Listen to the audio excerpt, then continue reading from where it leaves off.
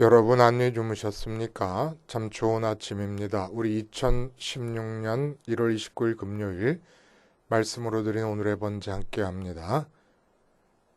사사기 8장 22절에서 35절까지 말씀으로 같이 하겠습니다. 우리는 22절에서 28절까지만 같이 읽습니다. 시작. 그때 이스라엘 사람들이 기드온에게 이르되 당신이 우리를 미디안의 손에서 구원하셨으니 당신과 당신의 아들과 당신의 손자가 우리를 다스리소서 하는지라. 기드온이 그들에게 이르되 내가 너희를 다스리지 아니하겠고 나의 아들도 너희를 다스리지 아니할 것이요 여호와께서 너희를 다스리시리라 하니라.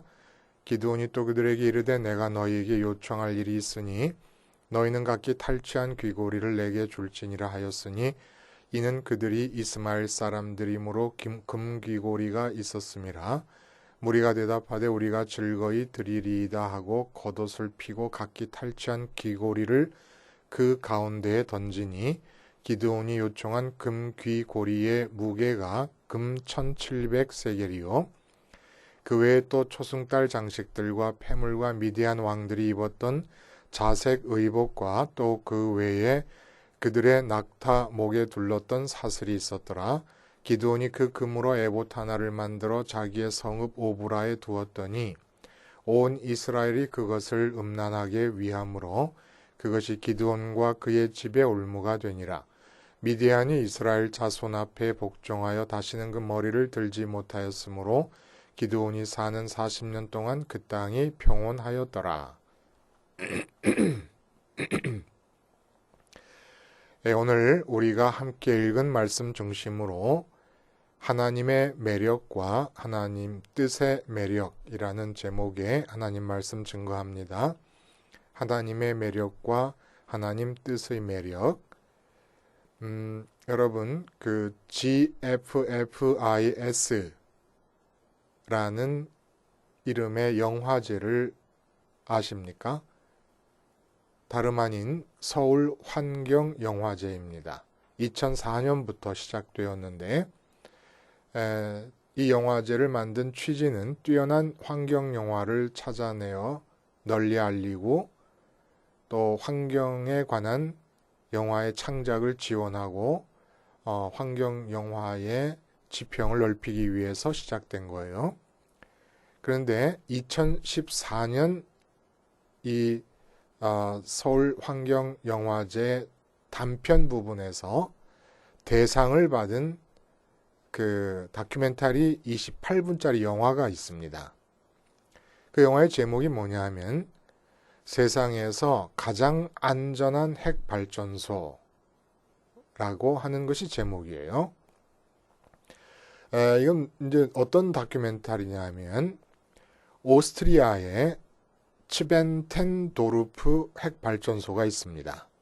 비엔나에서 불과 한 30km 정도 떨어진 츠벤텐도르프라는 도시에 세워진 발전소인데 70만 킬로와트급으로서 우리가 비교하기 쉽게 말하자면 고리 핵발전소보다 약간 큰 규모의 전력을 생산해낼 수 있는 핵발전소입니다. 1978년에 이 핵발전소가 가동 준비를 완전히 마쳤어요. 근데 그만 국민들의 반대에 부딪히게 됩니다. 그래서 78년 11월에 이 발전소 가동 여부를 둘러싼 국민 투표가 진행되는데 아주 근소한 차로, 그러니까 50.47%의 반대 투표에 의해서 1978년에 그냥 가동을 하지 않은 채 내버려 둔 거예요.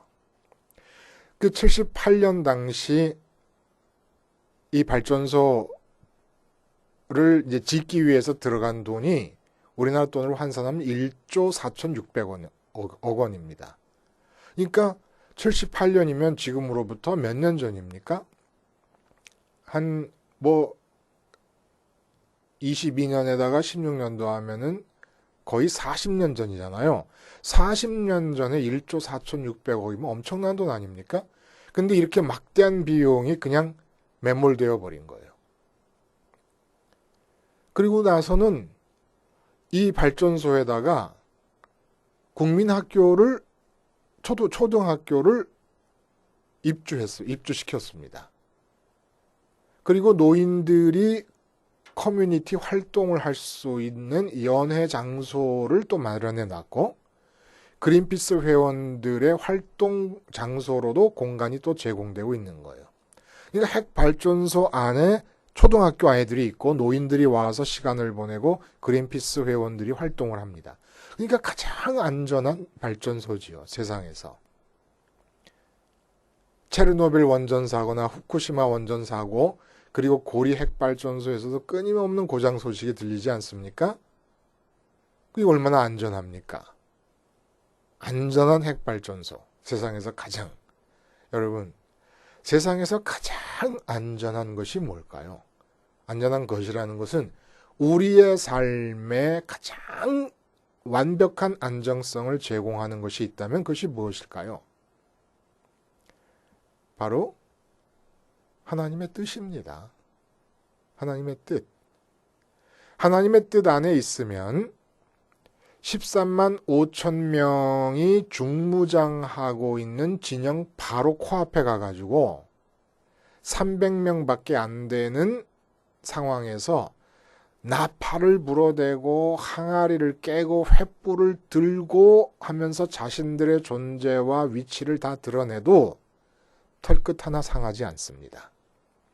사드락과 메삭과 아벳느고가 정말 7배로 뜨겁게 만들어 놓은 불구덩이 안으로 들어가도 머리털 하나 그슬리지 않고 고스란히 보존되어서 살아나오게 됩니다. 이게 하나님의 뜻의 안정성이에요. 사막의 음침한 골짜기를 다닐지라도 해를 두려워할 필요가 없고, 풍랑 만난 배 위에서도 정말 마음껏 깊은 잠에 빠질 수 있을 만큼 하나님의 뜻 안에 있으면 안전합니다. 안전하기만 한 게 아니에요. 하나님의 뜻의 위력은 핵폭탄 이상입니다. 300명으로 13만 5천 명을 멸절시킵니다. 하나님의 뜻만 주어지면 홍해가 갈라지기도 하고 요단강이 갈라지고 여리고성이 그냥 함성 한 번에 무너져 내리기도 합니다. 애국 군대 같은 막강한 초강대국의 군대가 홍해에 한순간에 수장되어 전멸되어 버리기도 합니다. 하나님의 뜻이면 해와 달도 멈추게 됩니다. 하나님의 뜻은 무한대로 안전하고 무한대로 강합니다. 그러니까 어떤 식으로든지 이런 하나님의 뜻이 갖고 있는 매력에 눈뜨고 나면 이 하나님의 뜻 말고는 알고 싶은 것도 없고 갖고 싶은 것도 없어지는 게 이게 정상이라는 거예요. 근데 바로 이렇게 정말 그 맛을 한번 체감하고 나면은 도대체 뿌리칠 수 없는 이 막강한 하나님 뜻의 매력, 이것이 이 세상에서 가장 치명적인 위험성이 되고 있다는 것이에요. 어쨌든 우리는 무슨 일을 하든지 하나님의 뜻을 구해야 되지 않습니까? 그 하나님의 뜻을 구할 때에 어떤 마음 상태냐에 따라서 하나님의 뜻을 구하는 이 마음 상태가 나의 삶을 가장 치명적인 위험 속으로 몰아넣을 수도 있다는 것입니다. 이 도대체 무슨 말이냐? 신앙인이 하나님의 뜻을 구하는 것이 너무나 당연한 것임에도 불구하고 그게 위험하다는 게 무슨 말이냐? 오늘 본문이 여러분 무엇을 말합니까? 바로 그걸 말해주고 있는 거예요. 기드온이 이렇게 어마어마한 하나님의 뜻이 갖고 있는 매력에 눈뜨게 됩니다. 그래서 한 일이 무엇입니까? 바로 에봇을 제작합니다. 그러니까 본문의 내용인 즉슨 이제 이런 전쟁의 결과를 누구나 다 보게 되니까 당연한 귀결로서 이스라엘 백성들이 기드온에게 와가지고 자기들의 왕이 되어달라고 요청을 합니다. 그러니까 기드온만 왕이 될 뿐만 아니라 기드온의 아들이 우리의 왕이 되고 기드온의 손자가 우리의 왕이 되라. 그러니까 세습 왕가가 되어달라고 요청을 합니다. 근데 기드온이 거절을 합니다. 거절을 하면서 너무나 멋지게 답을 해요. 여호와가 너희를 다스릴 것이다. 그래서 해설서들을 보면은 이러한 기드온의 답변에 대해서 무한 긍정적 칭찬을 아끼지 않습니다. 기드온이 굉장히 겸손하고 올바른 대답을 했다.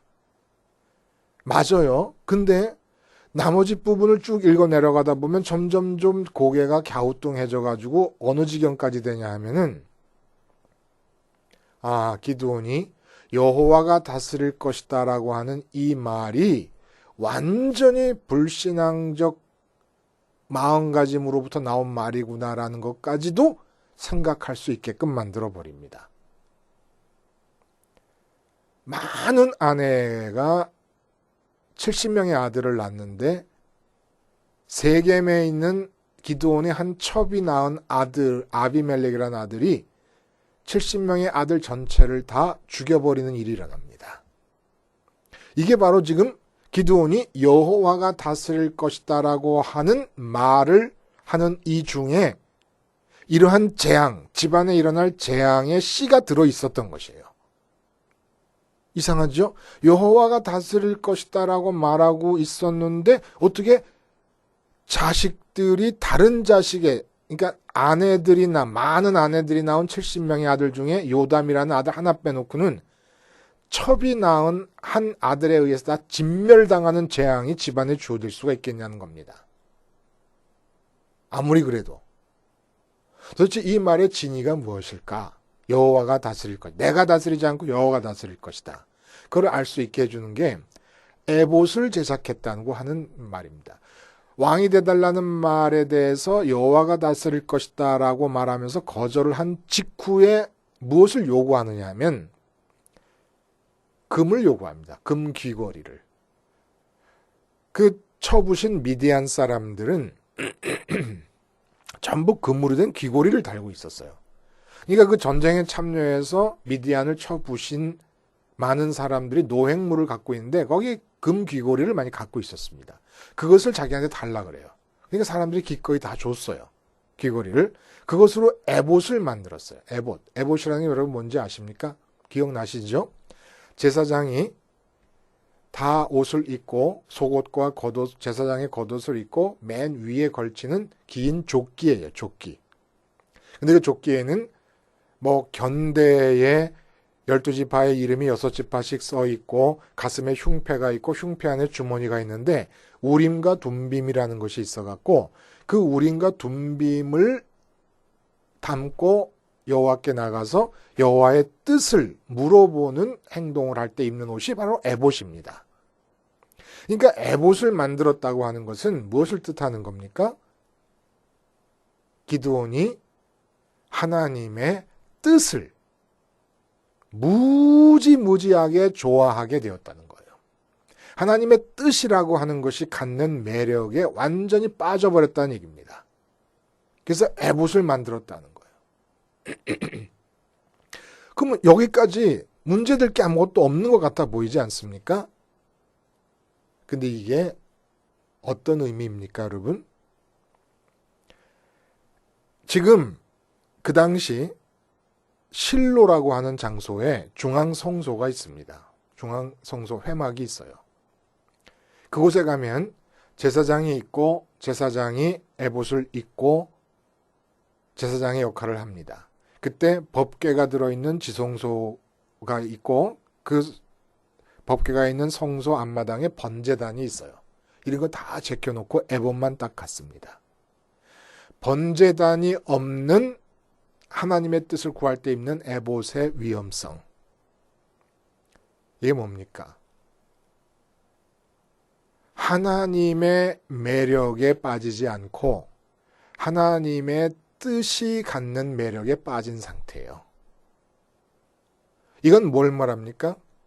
회장님이 한 분 계세요. 근데 아주 탁월한 능력을 갖고 있는 젊은 사장을 한 사람 세워놓습니다. 그리고는 회사원들에게 말합니다. 이 사장이, 예를 들어 김 사장이라 그러면 이 김 사장이 하는 얘기가 곧 나의 얘기다. 너희는 무조건 김 사장의 말을 들어라. 김 사장이 회사를 다스릴 것이고 회사를 운영할 것이다. 그렇게 해놓고 자기는 여행 다니면서 골프 치고 그렇게 놉니다. 이것과 똑같다는 거예요. 여호와가 다스릴 것이다 라고 얘기를 한 것의 진의가 무엇이냐면 300명으로 칼 한 자루 창 한 자루 들지 않고 13만 5천 명을 혼비백산하게 만들고 진멸시킬 수 있었던 그 힘이 하나님의 뜻이었다는 것을 기드온이 체감하고 있습니다. 완전히 매력에 빠졌는데 기드온이 에봇을 따로 만들었다는 것은 바로 하나님의 뜻을 물을 때 입는 제사장의 에봇을 자기가 만들어서 자기가 가져버렸어요. 이스라엘 전역에서 에봇은 단 하나만 있으면 되는 겁니다. 중앙성소의 대제사장이 에봇을 입고 있으면 되는 거예요. 근데 자기가 만들었어요. 하나님의 뜻의 매력에 빠져서 하나님의 뜻을 좋아하는데 사유화하려고 합니다. 여기에 엄청난 문제가 발생한다는 거예요. 어떤 문제가 발생하느냐? 원래 신앙이라는 것이 어떤 순서로 진행되느냐 한번 보세요, 여러분. 신앙은 하나님의 매력에 빠지는 겁니다. 하나님 자신이 좋은 거예요. 그래서 하나님의 매력에 빠져서 세상 거 다 잊어버려요, 마음에서. 이루고 싶은 것도 없고 갖고 싶은 것도 없어요. 그냥 하나님 매력에 빠져 있으니까 하나님 때문에 행복해요.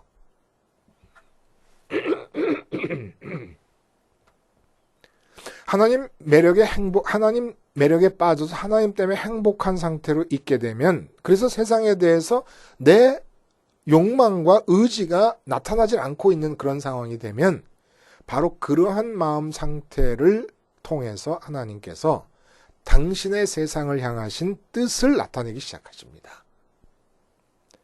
분명히 내 뜻이 아닐 수 있을 만큼 내가 세상에 대해서 소원을 갖고 있지 않고 욕망이 표현되지 않을 만큼 하나님의 매력에 빠져 있을 때 하나님의 뜻은 나타나게 됩니다. 근데 이제 문제가 생기는 거예요.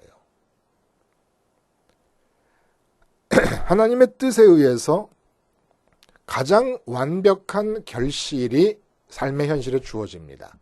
그러면 그 뜻의 힘을 체감하게 됩니다. 뜻의 매력을 느끼게 됩니다. 하나님의 뜻만 있으면 이 세상에 안 이루어질 일이 없습니다. 하나님의 뜻처럼 가장 안전하게 결실을 보장해 주는 것이 다시 없습니다. 그래서 점점 하나님의 매력을 좋아합니다. 하나님의 뜻의 매력에 마음이 빠져버립니다. 근데 문제는 에봇만을 챙기는 기드온의 마음처럼 번제단을 상실하고 에봇만을 챙깁니다. 번제단이 왜 필요합니까? 하나님의 뜻이 좋다는 것을 알아도 사람의 마음에는 끊임없이 하나님 말고 다른 것을 좋아하게끔 마음이 움직여가요. 눈에 보이고 귀에 들리고 손으로 만져지는 것들. 기드온이 많은 아내를 두고 70명의 아들을 갖게 되었다는 게 뜻하는 바가 뭡니까? 눈에 보이는 여자가 있으면 그 여자가 마음에 좋아집니다. 근데 신앙인이라면 하나님 말고 다른 것이 마음에 좋아질 때 번제단 앞으로 가서 다른 것을 마음에 품고 있는 내가 죽어버려야 돼요. 근데 기드온은 마음에 좋은 것이 느껴질 때마다 그것들을 다 마음에 붙들고 있는데, 마음의 한 손에는 마음에 느껴지는 눈에 보이는 것들을 좋아해서 붙들고 있고, 마음의 다른 손으로는 하나님의 뜻의 매력을 붙들고 있습니다. 그럼 여러분 어떤 일이 벌어지는지 아십니까? 한쪽으로는 유전적 죄악의 경향 때문에 눈에 보이고 귀에 들리고 손으로 만져지는 것들에 대해서 자꾸 욕망하게 돼요. 저걸 가졌으면 좋겠다. 저걸 내 것으로 삼았으면 좋겠다. 근데 분명히 경험적으로 아는 게 무엇이냐면 하나님의 뜻이 엄청난 매력이 있다는 걸 압니다. 그래서 한 손에 하나님의 뜻의 매력을 놓지 못하고 뜻을 붙잡은 게 아니라 뜻의 매력을 붙잡은 거예요. 왜냐하면 내 마음이 하나님 말고 다른 것을 좋아하고 있는 상태에서는 하나님의 뜻은 주어지지 않습니다. 하나님의 뜻은 언제 주어지냐? 하나님의 매력에 빠져서 하나님이 좋을 때 주어지는 거예요. 그래서 한 손에는 하나님 뜻이 갖고 있는 매력을 붙잡고 있고 뜻의 구체적인 내용은 주어지지 않고 있는 상태에서 다른 한 손으로는 눈에 보이는 것들에 대해 마음이 좋아하는 마음을 갖고 있어요. 그럼 어떻게 됩니까? 두 개가 합쳐져요. 내 마음에서 좋아하는 것을 자꾸 보고 있고 그걸 번제단에서 죽이고 하나님이 좋아야 되는 건데 근데 세상 것을 좋아하는 것을 유지하고 있고 하나님 뜻의 매력을 한 손으로 붙잡고 있으면 두 개가 합쳐지면서 내 마음이 눈으로 보고 좋아하고 귀로 듣고 좋아하고 손으로 만져서 좋아하는 세상 것들을 갖는 게 하나님의 뜻이라고 합쳐져 버리게 됩니다. 그래서 아내를 많이 갖게 된 거예요. 왕노릇하지 않겠다 그랬지만 고대 사회에서 아내가 하나 둘도 아니고 아내를 많이 가졌다는 얘기는 왕에게만 주어지는 특혜였습니다. 왕노릇한 거예요. 근데 여호와가 다스릴 것이라고 한 건 왜 그렇게 말한 겁니까? 여호와의 뜻으로 다스릴 것이다. 여호와의 뜻의 위력을 알았으니까 300명으로 13만 5천 명을 무찌른 경험을 통해 알게 됐으니까 그래서 하나님의 뜻이라는 것이 얼마나 매력이 있다는 걸 알기 때문에 에봇을 만들었습니다. 그러나 번제단을 왜 하나님께서 에봇을 입은 제사장이 역할을 하는 그 마당에 한가운데 번제단을 두셨는가에 대한 의미를 몰랐던 거예요. 우리 마음은 끝없이 눈에 보이는 것들을 탐하게 됩니다. 갖고 싶어 합니다. 그럴 때마다 번제단에서 죽고 그 많은 아내를 얻어가는 과정 중에서 아내가 있어요. 첫 번째 아내. 그 다음에 두 번째로 어떤 여자를 보고 마음에서 욕망이 생기면 욕망이 생긴 나를 번제단에 가서 죽여야 되고 그 여자를 두 번째 여자를 통해서 얻게 될 것이라 기대되었던 기쁨을 그 여자 대신에 하나님을 통해서 얻었어야 되는 거예요. 세 번째 여자 때도 마찬가지예요. 세 번째 여자를 통해 얻게 될 거라고 기대되는 기쁨을 하나님을 통해서 얻었어야 돼요. 번제단에서 죽고 나서 하나님을 통해 얻었어야 됩니다. 그러면 하나님의 그 매력적인 뜻이 계속 흘러 들어오는 거예요. 근데 이 번제단에서 하나님 말고 다른 것을 좋아하는 마음의 성향을 죽이지 않은 채 그대로 놔둔 채 하나님의 뜻의 매력을 붙잡고 있으니까 하나님의 뜻은 주어지지 않고 있는데 하나님 뜻 찾고 있는 거예요. 그러니까 어떻게 되냐면 내 마음의 욕망이 곧 하나님의 뜻이 돼버립니다. 엄청 무서운 일이 벌어지는 거예요. 그래서 많은 교인들이 와가지고 그렇게 얘기를 해요. 저는 무슨 일을 할 때마다 하나님의 뜻을 구합니다. 하나님의 뜻을 구합니다. 근데 하나님의 뜻이 잘 알려지지 않습니다. 기드온의 우를 그대로 범하는 거예요. 여호와께서 다스리시리라. 하나님의 뜻을 끌어들이려고 합니다. 하나님의 매력은 느끼지 못한 채로 뜻의 매력만 붙잡고 있는 거예요. 왜? 가장 안전하니까. 그 뜻을 따르면 가장 결실이 확실하니까. 근데 하나님은 좋아하지 않아요. 왜 하나님의 뜻의 매력에 빠집니까? 이 세상에서의 결실에 마음이 가 있으니까. 이 세상에서의 확고한 인생의 보장을 원하니까. 하나님의 뜻을 자꾸 구하는 거예요.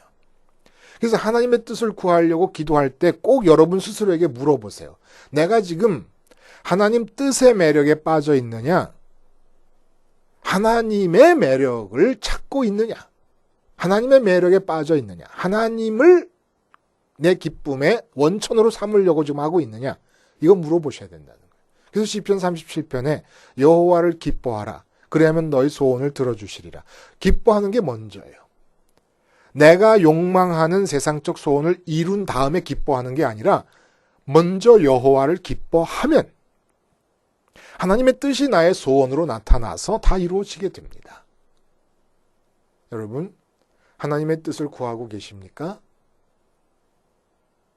하나님의 매력에 빠진 뒤에 그렇게 하고 계시는 거예요. 그거보다 바람직한 일이 어디 있겠습니까? 그야말로 못할 일이 없죠. 하나님을 좋아해서 아무것도 하고 싶지 않아.